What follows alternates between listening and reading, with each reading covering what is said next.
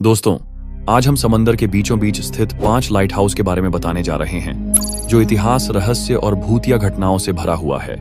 ये वही जगहें हैं जहां हजारों लोग डूबकर मर चुके हैं और उनका कब्रिस्तान आज भी इन लाइट हाउस के पास मौजूद है। कुछ लाइट हाउस इतने खतरनाक हैं कि उन्हें 4 बार दोबारा बनाया गया, क्योंकि हर बार समंदर ने इन्हें निगल लिया। और कुछ ऐसे हैं जहां भूतिया घटनाएं आम बात मानी जाती हैं। लेकिन सबसे चौंकाने वाली बात यह है कि यहाँ काम करने वालों की सालाना सैलरी करीब 32 करोड़ रुपए बताई जाती है। पर क्या वाकई यहाँ काम करने वालों को 32 करोड़ रुपए दिए जाते हैं, या ये सिर्फ एक झूठी अफवाह है?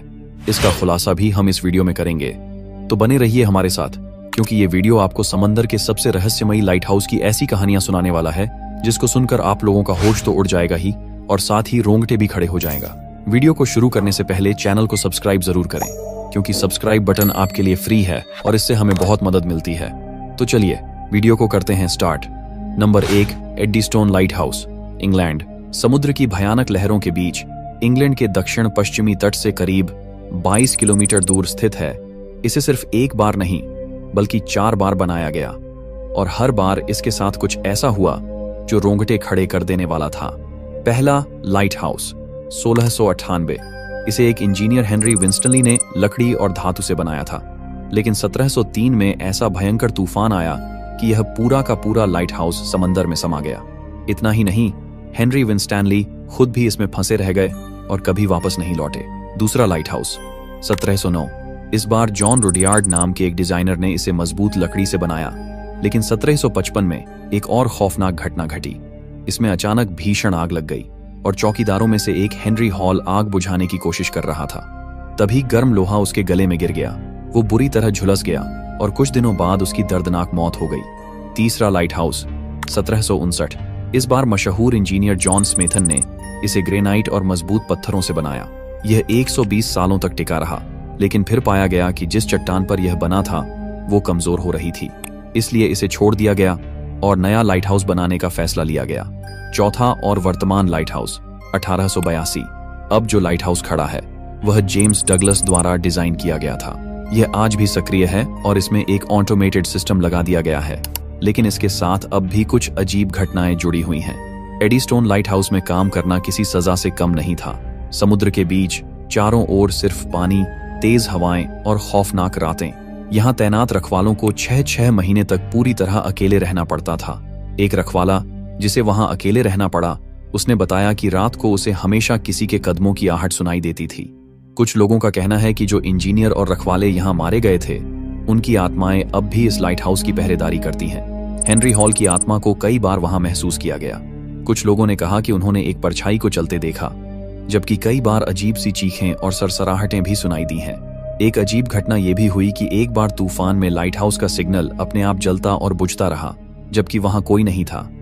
एडीस्टोन लाइट हाउस सिर्फ एक लाइट हाउस नहीं, बल्कि समुद्र के बीचों बीच खड़ा एक भूतिया किला है। यह लाइट हाउस दुनिया के सबसे खतरनाक समुद्री इलाकों में बना है। यहाँ समुद्र की लहरें 20 मीटर 66 फीट तक ऊंची उठ सकती हैं, जो किसी भी छोटे जहाज को पलटने के लिए काफी हैं। कई नाविकों का कहना है कि जब लहरें बहुत ऊंची होती हैं तो यह लाइट हाउस भी पूरी तरह पानी में डूब जाता है और सिर्फ उसकी रोशनी दिखती है। एडीस्टोन लाइट हाउस के आसपास की चट्टानों को लेकर कई कहानियां प्रचलित हैं। कुछ नाविकों का कहना है कि कुछ चट्टानें अचानक दिखती हैं और फिर गायब हो जाती हैं, जिससे कई जहाज टकराकर डूब चुके हैं। स्थानीय मछुआरों का मानना है कि अगर किसी जहाज के रास्ते में एडीस्टोन लाइट हाउस की रोशनी अचानक बुझ जाए तो वह जहाज किसी बड़े तूफान का शिकार होने वाला होता है। ऑटोमेटेड सिस्टम लगने के बाद भी कुछ मछुआरों ने रात के समय खिड़की में किसी आदमी को खड़ा देखा है, लेकिन जब जांच की गई तो वहां कोई नहीं था। Number 2, Minots Ledge lighthouse, United States. America के मैसाचुसेट्स राज्य के समुद्री तट से करीब 1.5 किलोमीटर दूर खड़ा माइनर्स लेज लाइट हाउस, इसे बनाने की कोशिश में कई लोगों ने अपनी जान गंवाई, और जब बना तो भी मौत का सिलसिला रुका नहीं। पहला लाइट हाउस 1850। इसे लकड़ी और लोहे से बनाया गया था, लेकिन यह शुरुआत से ही गलत फैसलों का शिकार रहा। यहाँ की चट्टानें इतनी कमजोर थीं कि कई इंजीनियरों ने चेतावनी दी कि यह ज्यादा दिन नहीं टिकेगा, लेकिन इसे फिर भी बना दिया गया। 1851 की भीषण तबाही। सिर्फ एक साल बाद 17 अप्रैल 1851 को एक भयानक तूफान आया। 30 मीटर ऊंची लहरों ने इसे पूरी तरह हिला दिया। लाइट हाउस में मौजूद 2 चौकीदारों ने मदद की गुहार लगाई, लेकिन कोई भी उन्हें बचा नहीं सका। अगले दिन जब लोग लाइट हाउस को देखने आए तो वो पूरी तरह गायब था। सिर्फ लोहे की 2 सलाखें समुद्र में बची रह गई थीं। चौकीदारों के शव बाद में किनारे पर बहकर मिले। इस हादसे के बाद इसे बनाने की हिम्मत किसी में नहीं थी। दूसरा, लाइट हाउस। 9 सालों के बाद इसे फिर से बनाने की योजना बनी। इस बार इसे सिर्फ पत्थरों से बनाया गया और इसे बनाने में 5 साल लगे। आज भी ये वहीं खड़ा है, लेकिन इसके आसपास आज भी रहस्यमयी घटनाएं होती रहती हैं। मिनट्सलेज लाइट हाउस में काम करने वाले चौकीदारों को कई महीनों तक समुद्र के बीच पूरी तरह अकेले रहना पड़ता था। यहाँ चारों ओर सिर्फ पानी, तेज हवाएं और एक अजीब सन्नाटा। लाइट हाउस में तैनात कई चौकीदारों ने शिकायत की कि रात के समय किसी के रोने की आवाज आती है। कुछ लोगों का मानना है कि 1851 में मरे हुए चौकीदारों की आत्माएं अभी भी यहाँ भटक रही हैं। कई बार लाइट हाउस के अंदर कदमों की आहट सुनी गई, जबकि वहां सिर्फ एक ही चौकीदार मौजूद था। कुछ नाविकों ने दावा किया है कि जब वे इस लाइट हाउस के पास से गुजरे तो उन्होंने खिड़की में किसी को खड़ा देखा, लेकिन वहां कोई नहीं था। माइनर्स लेज लाइट हाउस को दुनिया के सबसे खतरनाक समुद्री इलाकों में से एक पर बनाया गया है। यहाँ लहरें 30 मीटर 100 फीट तक ऊंची उठ सकती हैं, जो इसे पूरी तरह पानी में डुबा देती हैं। कई बार तो लाइट हाउस का ऊपरी हिस्सा भी समंदर की लहरों में गायब हो जाता है। इस लाइट हाउस की रोशनी एक अनोखे पैटर्न में जलती और बुझती है, लेकिन कुछ लोग मानते हैं कि यह उन मरे हुए चौकीदारों का संदेश है जो अब भी यहाँ फंसे हुए हैं। स्थानीय मछुआरों का मानना है कि अगर किसी बड़े तूफान से पहले इस लाइट हाउस की रोशनी अचानक कमजोर हो जाए या अपने आप बंद हो जाए तो इसका मतलब है कि कोई अनहोनी होने वाली है।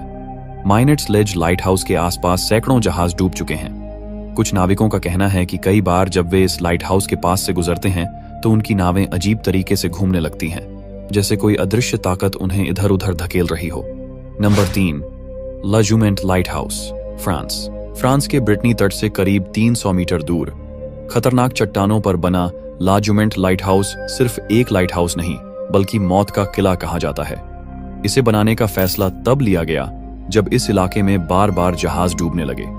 19वीं सदी के अंत तक इस क्षेत्र में 60 से ज्यादा जहाज डूब चुके थे, जिनमें कई नाविकों की मौत हुई। सरकार ने 1904 में इसका निर्माण शुरू किया, लेकिन तूफानों और विशाल समुद्री लहरों की वजह से काम रुकता ही रहा। पहला प्रयास 1904 अधूरा सपना जीन गिशार्ड नाम के इंजीनियर ने इस प्रोजेक्ट की नींव रखी, लेकिन खराब मौसम की वजह से इसे अधूरा छोड़ना पड़ा। अंततः 1911 में इस लाइट हाउस को पूरा किया गया और इसे मौत का किला नाम दिया गया, क्योंकि यहाँ काम करने वाले लोग अक्सर रहस्यमय परिस्थितियों में लापता हो जाते थे या मानसिक रूप से टूट जाते थे। ला जुमेंट लाइट हाउस में काम करना आत्महत्या के बराबर था। यहाँ तैनात रखवालों को महीनों तक समुद्र के बीच पूरी तरह अकेले रहना पड़ता था। बार्ले गॉफ, सबसे रहस्यमयी रखवाला, इस लाइट हाउस का सबसे चर्चित रखवाला था। वह यहाँ 10 साल तक काम करता रहा, लेकिन 1990 में उसकी संदिग्ध हालात में मौत हो गई। कुछ लोगों का कहना था कि वह मानसिक तनाव का शिकार हो गया था और उसने खुद ही अपनी जान ले ली। कुछ का मानना था कि उसने समुद्र में कुछ ऐसा देखा जिससे वह पागल हो गया और उसने लाइट हाउस से छलांग लगा दी। उसकी मौत के बाद सरकार ने लाइट हाउस को पूरी तरह ऑटोमेटेड कर दिया और इसे डायरेक्ट सैटेलाइट से जोड़ दिया। सबसे डरावनी तस्वीर 1989 की घटना। 1989 में फोटोग्राफर जॉन गिशार्ड ने इस लाइट हाउस की एक ऐसी तस्वीर खींची जो इतिहास में दर्ज हो गई। थियोडोर मलगोर्न नाम का एक चौकीदार दरवाजे पर खड़ा था और ठीक उसी समय 40 मीटर ऊंची एक लहर पूरी ताकत से लाइट हाउस से टकराने वाली थी। उसे इस बात का अंदाजा तक नहीं था कि वह बस 1 सेकंड की दूरी पर मौत के मुंह में जाने वाला था। जैसे ही लहर टकराने वाली थी, उसने झट से दरवाजा बंद कर दिया और बाल बाल बच गया। यह तस्वीर इंटरनेट पर सबसे ज्यादा देखी जाने वाली समुद्री तस्वीरों में से एक बन गई। कुछ समय पहले इंटरनेट पर एक झूठी अफवाह फैली कि ला जुमेंट लाइट हाउस में काम करने वालों को सालाना 32 करोड़ लगभग मिलते हैं। यह पूरी तरह से झूठ है। असल में यह सिर्फ एक ऑनलाइन स्कैम है जिससे लोग फर्जी जॉब एप्लीकेशन भरकर पैसे लूटने की कोशिश करते हैं। सच्चाई यह है कि यहाँ काम करने वाले चौकीदारों को अधिकतम $80,000 से $1 लाख प्रति वर्ष मिलते थे। यह बहुत ज्यादा नहीं, बल्कि समुद्री लाइट हाउसों में काम करने की सामान्य सैलरी है। क्या कोई लाइट हाउस कर्मचारी को 32 करोड़ देगा? बिल्कुल नहीं। एक लाइट हाउस बनाने में भी इतना पैसा नहीं लगता, तो कोई अकेले चौकीदार को इतनी भारी रकम क्यों देगा? यह सिर्फ एक फर्जी स्कीम है जिसमें लोगों से फॉर्म भरवाने और प्रोसेसिंग फीस लेने का खेल चलता है। तो फिर सच्चाई क्या है? 1991 के बाद से इस लाइट हाउस को पूरी तरह ऑटोमेटेड कर दिया गया। अब इसे सैटेलाइट से कंट्रोल किया जाता है और यहाँ कोई भी स्थायी रूप से काम नहीं करता। आज यह एक ऐतिहासिक स्मारक बन चुका है जहाँ से हर साल हजारों जहाज गुजरते हैं। Number 4, Fastnet lighthouse, Ireland. Ireland के दक्षिण पश्चिमी छोर पर अटलांटिक महासागर के बीचों बीच स्थित फास्टनेट लाइट हाउस सिर्फ एक लाइट हाउस नहीं बल्कि इतिहास और रहस्य की प्रतीक है।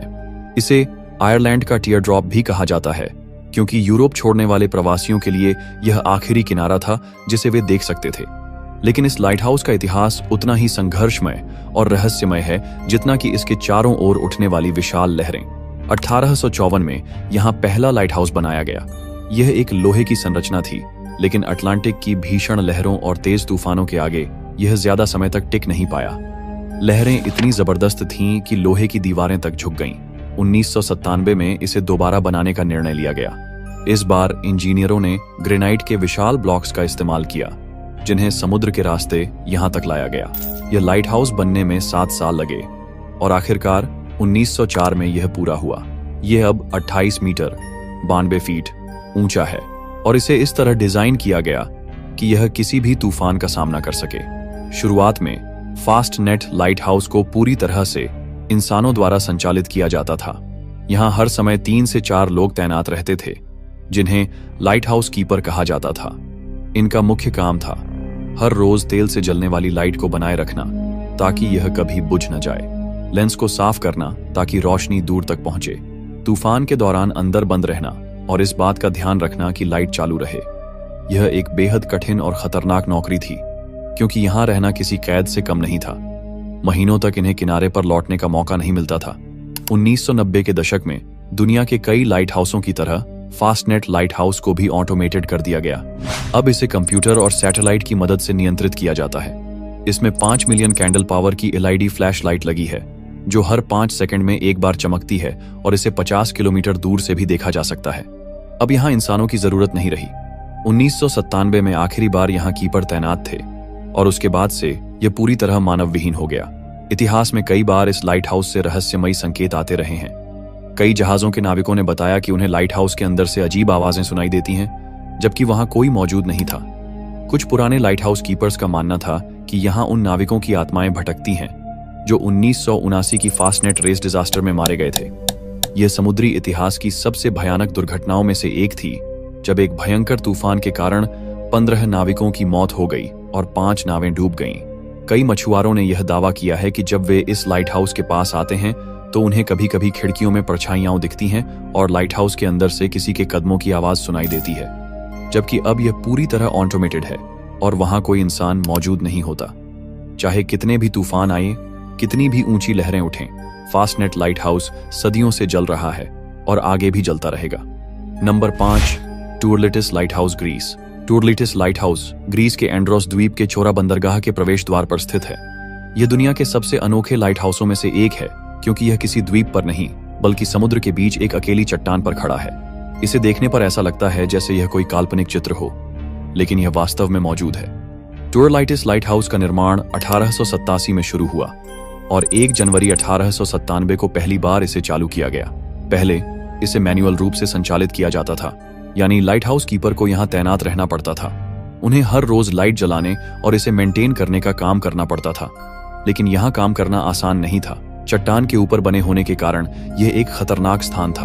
यहाँ तक पहुंचना सिर्फ नाव के जरिए ही संभव था और जब समुद्र में तूफान आता था तो यहाँ तक पहुंचना नामुमकिन हो जाता था।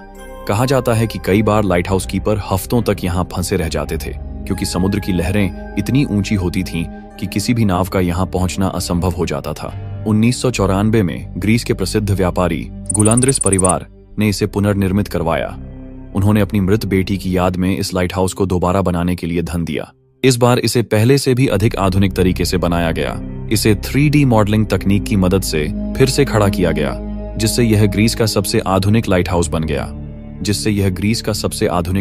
बन गया। अब यह पूरी तरह ऑटोमेटेड हो चुका है। अब यहाँ कोई कर्मचारी नहीं रहता और यह अपने आप जलता और बुझता है। टूरलिटिस लाइट हाउस की ऊंचाई 7 मीटर है और इसका फोकल प्लेन समुद्र तल से 36 मीटर ऊपर स्थित है। यह एकमात्र लाइट हाउस है जो समुद्र में एक चट्टान पर बना है, जिससे यह एक विशेष आकर्षण बनता है। यह पूरी तरह स्वचालित है और अब किसी लाइट हाउस कीपर की आवश्यकता नहीं है। डोरलाइटिस लाइट हाउस के साथ कोई झात भूतिया घटनाएं दर्ज नहीं हैं, लेकिन इसकी स्थिति और इतिहास के कारण यह कल्पनाओं और कहानियों का विषय बन चुका है। कई लोगों का मानना है कि इस लाइट हाउस के पास एक अजीब ऊर्जा है, क्योंकि यह अकेले समुद्र में खड़ा है और यहाँ कभी कभी रहस्यमयी रोशनी दिखाई देती है। कुछ नाविकों ने दावा किया है कि उन्होंने इस लाइट हाउस के आसपास अनजानी छायाएं देखी हैं, जबकि कुछ का कहना है कि उन्होंने समुद्र में अजीब आवाजें सुनी हैं। हालांकि इन दावों की कोई ठोस पुष्टि नहीं हुई है। धन्यवाद दोस्तों, आपने इस वीडियो को अंत तक देखा, इसके लिए दिल से शुक्रिया। अगर आपको यह वीडियो पसंद आया हो तो इसे अपने दोस्तों और परिवार के साथ शेयर जरूर करें। हम फिर मिलेंगे एक और शानदार वीडियो में। तब तक के लिए बाय और धन्यवाद।